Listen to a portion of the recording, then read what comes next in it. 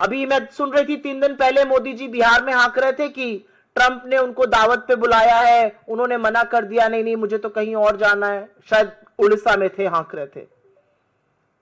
अच्छा किया आप नहीं गए, आप जाते तो आपको आसिम मुनीर जो नफरती जनरल है उसके साथ बैठाकर खाना खिलाता ट्रंप, और आप कुछ कह नहीं पाते।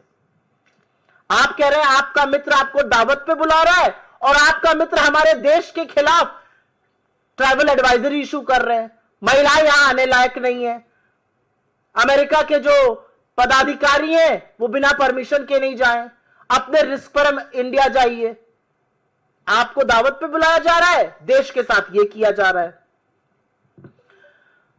तो असलियत यह है कि अपने देश की विदेश नीति को जो धता बताया है मोदी जी ने, उसका फलसफा यह है, क्योंकि विदेश नीति तो कोई है नहीं, विदेश मंत्री लेजर आंख लाल लाल लगाकर रील बनाने में व्यस्त हैं, मोदी जी सही कैमरा एंगल ढूंढने में व्यस्त हैं। 17 बार ट्रंप सीज फायर का श्रेय ले चुके हैं, भारत और पाकिस्तान को समकक्ष खड़े कर चुके हैं।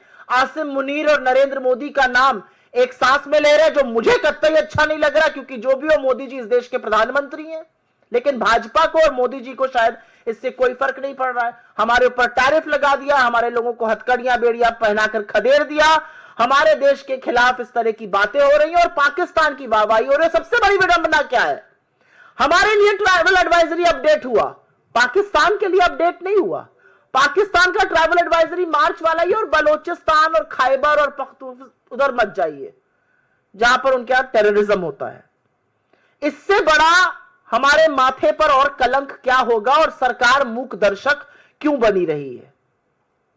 हमारे लिए हमारे राज्यों में ट्रैवल एडवाइजरी इशू की गई है, पाकिस्तान की ट्रैवल एडवाइजरी में महिला सुरक्षा पर एक शब्द नहीं है।